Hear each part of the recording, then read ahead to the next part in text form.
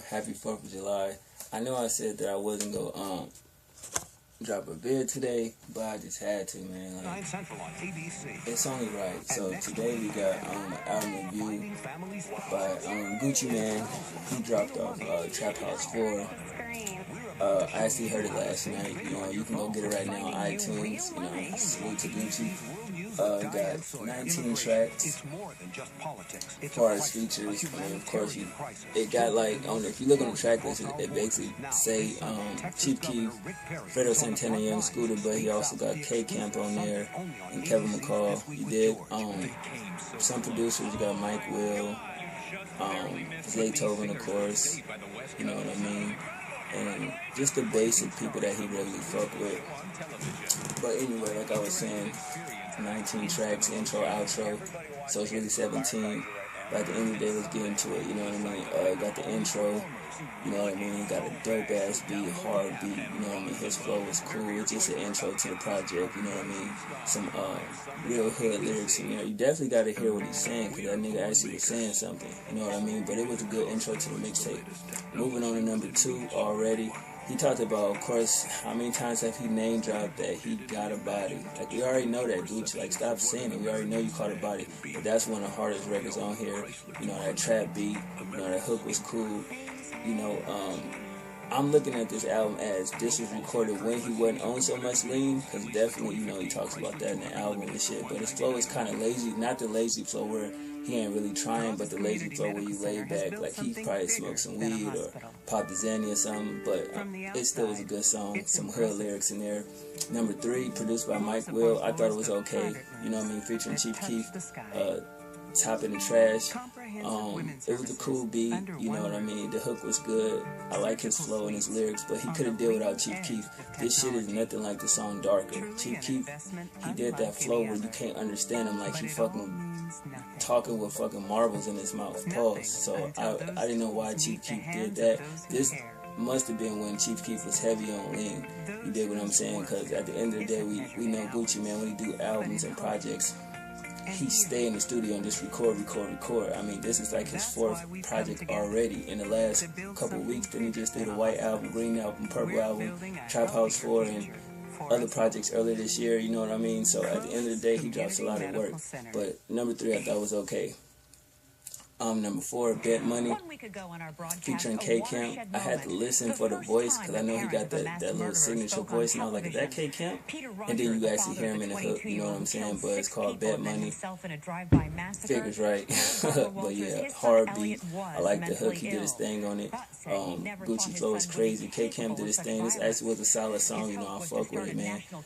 Moving on to number 5, She Loves Money. Of course, you already know what that's about, you know what I mean? A dope beat. I like the hook, you know what I mean? You gotta listen to it to see what he talking about. It was a good hook. It was a real life hook, because it's just basically saying, bitch don't really care about you. She care about the money, the shoes, the purses, and all that shit. Basically the life, the lifestyle, instead of you.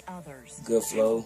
And some honest lyrics in there, you know. I was actually shocked that he actually put a song together that was pretty cool, and it wasn't on no bullshit, you know what I mean? Moving on, Drugs Like You, I feel this should have been a Lil Wayne song.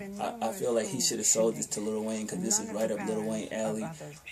But I fuck with the song, though. It's got a trippy beat. I like the hook, you know what I mean? All the little drug references, lean, weed, pills, all that type of shit. For those who indulge in those kind of activities, you know what I mean? His slow flow, like, it definitely went with the beat. And basically just a bunch of lyrics still about drugs and everything that he do and metaphors he used with drugs. So I thought that was cool. Number 7, Fuck Niggas. He basically say fuck Atlantic Records on there, so I think that's a shot at Jeezy. I'm just saying, put the pieces together. But fuck niggas is just talking about fuck niggas. You already know what the fuck nigga is. I don't gotta break that down. Cool beat, you know, the hook was okay. You know, his flow is cool, kind of lazy, really lazy, and the lyrics is basic, but fuck niggas is, you know what I mean, about fuck niggas. Number 8, featuring Kevin McCall, Never Had Shit. The best thing about the song, Kevin McCall part in the beat, I don't know if that was Kevin McCall Styles song wanted Gucci on it, and Gucci just kept it, but that track was definitely not meant for Gucci Mane. Real shit. Kevin McCall should have kept it for himself, threw Chris Brown in it, whatever, what have you. You know what I mean? I'm looking at the situation like who is in control of Gucci as far as the label goes, put the songs together on the album and putting them out there, and him, you know, agreeing to certain songs, similar to Lil Wayne and Cortez situation, because the album, the first half was solid, and then it started to go, you know, but it is what it is, you know what I mean? Number 9, Standing in Line, I thought that shit was dope. You know, he referenced the Jordan line, specifically the Jordan number 9s. Real dope beat. The hook was cool as shit. It was a cool hook. You know, his flow is crazy. The lyrics is okay though, you know what I mean? But it just like basically saying he got motherfuckers standing in line like a pair of Jordans coming out and shit like that. So it's pretty dope, you know what I mean? Number 10, Bigger Picture. Trap beat. Good hook. You know what I mean? His flow is great. Talking that money talk, you know what I mean? Like Gucci do, from foreigns to money to jewelry. You know, Twilight Fly shit. You know, he referenced being king of Atlanta in this you know, album, all type of good shit. So number 10, Bigger Picture is dope. Number 11, Dope Love. Nope, wasn't feeling it. Number 12, Nasty. Definitely a good song, you know what I mean? It started off different, where it's like you got the title and the first 2 verses kind of wasn't, you know, on that type of hype, but then he picked it up towards the 3rd verse, but graphic lyrics in there, his flow was good, the hook was alright, you know what I mean? The beat was cool, so I'll give it to him, you know, that song was straight. 13, Spit in Your Face. They did that Houston type of slow down type chopped and screwed shit. I wasn't fucking with that. Jug House featuring Young Scooter and Fredo Santana. The song was dope. All of them did their thing on the beat. All of them had a tight verse. All of them flow was cool. But this nigga Gucci Mane really spit a line that said ABC 1 2 3. I must have fucking died. I was like, did that nigga really just use that shit? He used a couple of them bars like that in his album. I thought that shit was like, alright. What the fuck was that? But anyway, Jug House number 14 is dope.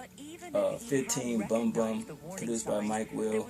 Y'all remember that song where it go, real bum bum bum bum. Like, I think it's y'all know what I'm saying. Like y'all went to church and stuff like that in Christmas time and all that. Y'all know that shit. So he used that as part of the hook. But the beat was hard. The hook was cool. You know what I'm saying? His flow was slow. Like he sipped a couple lean street lyrics in there. But he did his thing on that. This is the Gucci Mane to where it's like, this is what I like about Gucci Mane. I'm So Numb. Dope song. I fuck with this song heavy, man. Trap beat, weak. The hook was weak though. I'm gonna say that off the top. The weakest hook. His drug flow, you know what I'm saying. Street lyrics, you know what I mean. I'm so numb. I'm numb to everything. Fuck everybody. I don't give a fuck about you. I'm just numb to everything. Y'all get that meaning? It is what it is. Number 17, How We Rockin'. I'm gonna call it the ATL flow. Migos, Future, whoever, what have you. He definitely used that flow a little bit. His lyrics is about stunting, killing it, you know what I mean? Y'all already know about that. The hook was good, the beat was dope as fuck. Y'all already know how we rockin', you know what I'm saying? Everybody use that terminology though, like if it's from J's to clothes, you know what I'm saying, or guns. At the end of the sentence, they always say, you know how we rockin', you know what I'm saying? So at the end of the day, it is what it is. Reminisce, kind of got a slight auto-tune touch to it, you know what I mean? Trap beat. The hook was good, you know, his auto-tune flow wasn't bad, I wasn't mad at it, but at the end of the day, it was like, alright, but he spoke some real shit, some real street shit, you know what I mean, you definitely can understand that. I'm actually glad the song title actually stuck with the lyrics in the song, so it's not like you say reminisce, but he's talking about some bitches in the club popping bottles, like, it actually was kind of a heartfelt type introspective song in a way. And the outro, it definitely got a mellow beat to it. His flow is good on that shit. You know, the real lyrics, you know, he bigged up his mom, you know, shout out to that boy mom. It's just a great outro, you know what I mean? Other than that, Trap House 4, it was, I think I enjoyed Trap House 3 a little bit better, but from Trap House 1, Trap House 2, I didn't hear those, I just heard the last 2 volumes, but definitely Gucci did his thing, man. For him to be locked up and still becoming a real urban legend as far as albums, like between the last 5 years, I would love to know how many projects he put out, because it's quality, but I still believe it's quality over quantity. But at the end of the day, you can't deny that he put out some shit. Some of his shit, it'd be a hit or a miss. And in September, he dropped in Trap God 3, I think, if I'm correct. You know what I mean? So y'all check that out. But I give it a 7.5 out of 10. I fuck with 14 out of 19 records. Production 7.5 out of 10, man. And that's actually dope that, you know what I mean? I wasn't going to do it. I was going to wait, but I was like, fuck it, it's 4th of July. I might as well. So at the end of the day, some good shit came out. You know, King Louis finally dropped Tony on us. So that review will be coming tomorrow. I'm in the process of listening to it. Lil Durk supposed to drop at 3 a.m. So yeah, stay tuned. One.